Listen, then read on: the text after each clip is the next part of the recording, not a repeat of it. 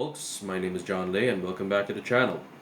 Now in the last video, we talked about the third wave of the coronavirus here in Korea and the roles that the churches have played in it.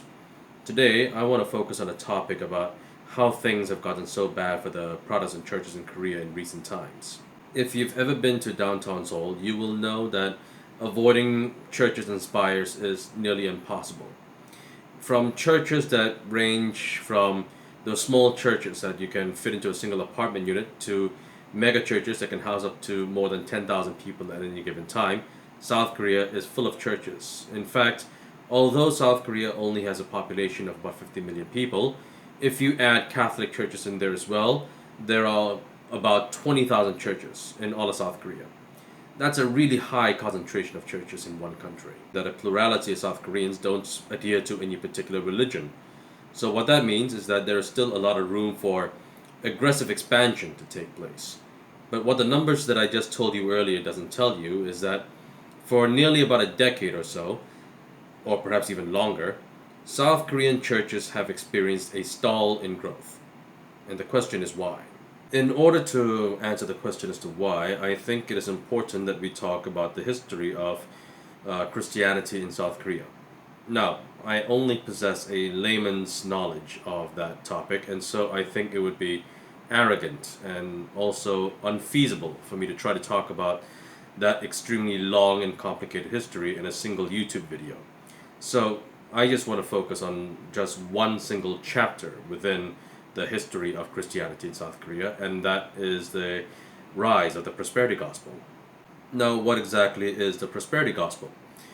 The prosperity gospel is a branch within Protestant Christianity whereby they believe that God wants his believers to be healthy and rich, and that any signs of material wealth is a blessing from God. Now, the prosperity gospel itself has a really long history that I'm not prepared to get into. But if you want to know more about it, John Oliver made a very great episode about it a few years back, and I recommend that you guys give that a watch. Now, the prosperity gospel is not exactly new to South Korea. It's been around for quite a long while now. In fact, one of South Korea's largest megachurches, which is the Yeouido Full Gospel Church, actually began as a prosperity gospel church in the late 1950s, and it really grew in the early 1960s based on that message. Now, then, why did the prosperity gospel actually take off to such an extent? And the answer to that question is because of the timing that I just mentioned. The late 1950s and early 1960s was when the South Korean economy really started to grow. And over the years, especially until the late 1970s, the South Korean economy grew in double digits each year. And so, because the prosperity gospel said that people had to give money to the churches so that God would give them blessings so that they can be rich and healthy, the church within a few short years really grew in membership. It started with just a few dozen members, and within a few short years the church was able to boast thousands of members. So it would not be unfair to say that the growth of the South Korean prosperity gospel churches and the South Korean economy practically mirrored each other. Things were great for Protestant churches that preached the prosperity gospel, but all good things come to an end. And in the late 1990s, South Korea experienced the Asian financial crisis. Now, of course, South Korea did survive that economic crisis, but South Korea never has been able to enjoy the kinds of economic growth that it enjoyed in the past. And because the prosperity gospel relied on economic growth for their members to keep growing, when it turned out that the economy was not as powerful as what it hoped that it was going to be, naturally, the prosperity gospel churches started to lose members. And now there is quite the gap between the older generation and the younger generation of people who adhere to the prosperity gospel. Less than 40% of young South Koreans are now members of the prosperity gospel churches. Now, of course, there are other reasons why Protestant churches are not nearly as popular with the younger kids as they were with the older generation. And some of those reasons are universal. Naturally, secularization has also had an impact in South Korea as well. However, there are other reasons that are a bit more unique to South Korea. For example, due to the geography in South Korea, there is a limited amount of space that is available to build buildings. A lot of these churches, especially the older and more established ones, had to grow in a singular location. And because they had to grow in one location, it became easier for South Korean churches to eventually develop into mega churches. Now, a mega church can have a lot of concrete benefits for those who run one. Simply because there are so many people who attend a mega church, it becomes easy to collect large sums of money through church collection boxes.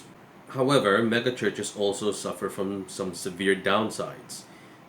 Because of the sheer size of a megachurch, anytime there is a moral failure on the part of a megachurch, whether it is a sexual assault or embezzlement or protesting a Lady Gaga concert, whenever the public deems that the megachurches have failed morally, then that can paint a much larger negative picture on Christianity than it would have had been the case had we been talking about a small church as opposed to a mega church.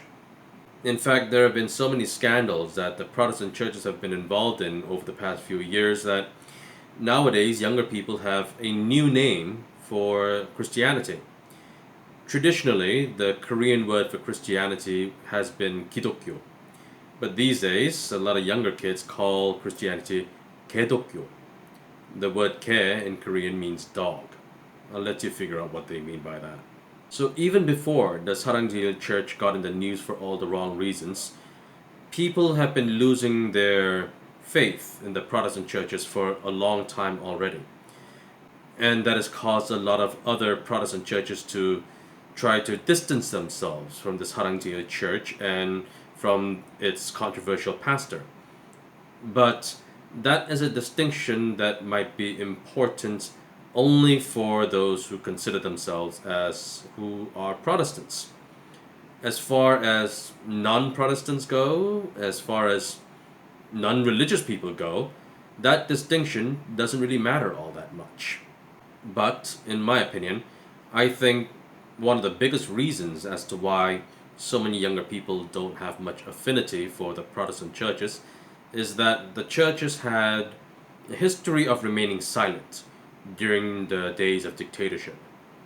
Especially in the 1970s, there were a number of student-led protests that attempted to re-establish democratic order in the country. Now, at the time, a number of people who represented the Catholic Church stood in the front lines with the students, but the Protestant churches themselves remained quite silent. But even that example that I just brought up is not that relevant anymore. That was in the 1980s. That was 30, 40 years ago. Nowadays, a lot of younger people have more relevant reasons as to why they don't have much affinity for Protestant churches. Much more recently, Protestant churches have adopted some rather unpleasant rhetoric against sexual minorities and against religious minorities.